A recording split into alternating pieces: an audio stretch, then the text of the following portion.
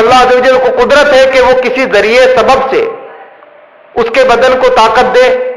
بدن کو قائم رکھے، یا بغیر سبب کے غذا کھانے سے قائم رکھے، پانی پینے سے قائم رکھے، یا مٹی گارا کھانے سے بھی قائم رکھے، کوئی بے جان چیزیں جمادات کے سبب بھی اس کے بدن کو قائم رکھے، یا تسبیح و تحلیل کے ذریعے قائم رکھے جیسے فرشتے کہ وہ تسبیح و تحلیل کے سبب زندہ ہے، یا بغیر کسی ظاہری سبب کے اللہ عز و جل اسے زندہ رکھے اور اس کے بدن کو صحیح و سلامت اور قائم رکھے۔ اللہ عز و جل کو ہر اعتبار سے طاقت ہے، قدرت ہے، اور اللہ عز و جل کا وعدہ ہے کہ بدن قائم رہے گا۔ تو اور مقصود بھی یہی ہے کہ انسان کا بدن باقی رہے، قائم رہے، تاکہ وہ اللہ عز و جل کی عبادت اور خدمت حق میں مصروف رہ سکے۔ کھانا پینا، عقل و شرب اور اسی طرح سے شہوت رانی، لذات دنیا سے مستفیض ہونا، دنیاوی لذتوں میں مبتلا رہنا اور طرح طرح کی لذتیں اور عیش و آرام اور سکون حاصل کرنے کے لیے انسان ٹھاٹ باٹ سے رہے، یہ مقصود بھی نہیں، اس کی مذمت ہے، اور یہ عیش و آرام اللہ عز و جل کے ذمے بھی نہیں۔ اللہ عز و جل بندے کے جسم کو قائم رکھنے کا ذمہ لیتا ہے، اور یہ اللہ عز و جل ہر حال میں بندے کے لیے اہتمام فرماتا ہے۔ اس بیان سے واقعی انداز میں یہ بات ظاہر ہو گئی، یہ بات واضح ہو گئی کہ انسان کو ظاہری اسباب کا چندہ اعتبار نہیں ہے۔ انسان اپنے بدن کے بقا کی خاطر ظاہری اسباب پر اعتبار نہ کرے، ظاہری اسباب کی چندہ ضرورت نہیں۔ اور یہ بات بزرگان دین اور زاہدین ملت کے دلوں میں جا گزری تھی، ان کے دلوں میں پختہ طور پہ بیٹھ چکی تھی، اسی لیے وہ لوگ طول و طویل کے مسافتیں، دور و دراز کے سفر، کئی دن کئی راتوں بغیر کھائے پیے کاٹتے تھے، بغیر غذا استعمال کیے، بغیر کھانے پینے کے، بغیر خوراک کے وہ کئی دور تک جاتے تھے، اور ان کے لیے راستے میں کوئی دقتیں نہیں آتی۔ بعض حضرات کے متعلق منقول ہے کہ 10 دن تک، بعض 20 دن تک، بعض مہینے اور بعض 2 مہینے تک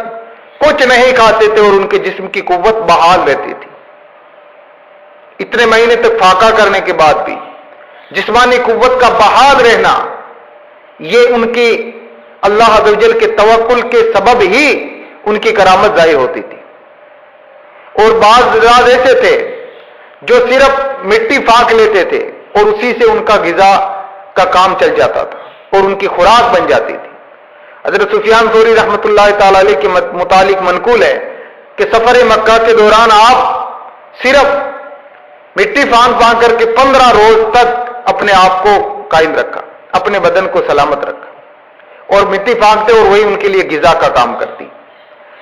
ابو معاویہ اسود فرماتے ہیں کہ میں حضرت ابراہیم بن ادم کے ساتھ تھا، تو ہم نے دونوں نے مل کر کے 20 روز تک صرف گارے پر گزارے کر دیے، صرف گارا کھانے پر گزارا کر دیا، اور خوراک استعمال نہیں کی، اور کھانے کے کوئی ذریعے استعمال نہیں کیے۔ اور حضرت آمش رحمۃ اللہ تعالی علیہ فرماتے ہیں کہ ابراہیم بن آدم سے میری ملاقات ہوئی، انہوں نے فرمایا میں نے 1 مہینے سے کچھ نہیں کھایا، بلکہ 2 مہینے سے کچھ نہیں کھایا، اور پھر فرمایا کہ صرف ایک بار چند کھجور ایک آدمی نے قسم کھلا کے اور کھلا دیے تھے، قسم دلا کر، تو اس پر بھی میں اپنے پیٹ کا شاکی ہوں، میں شکایت کرتا ہوں کہ اس نے وہ کیوں کھا لیے، میں مسلسل فاقے کا عادی بننا چاہتا ہوں۔ ان واقعات سے بندے کو تعجب نہیں کرنا چاہیے، کیونکہ یہ یقیناً اللہ عز و جل کی قدرت سے ہوتا ہے اور وہ ہر چیز پر قادر ہے۔ یہ واقعات جو رونما ہوئے کہ اتنے دنوں تک بغیر کھائے پیے اپنی زندگی کو قائم رکھ سکے، یہ اللہ عز و جل نے ان کے جسم کے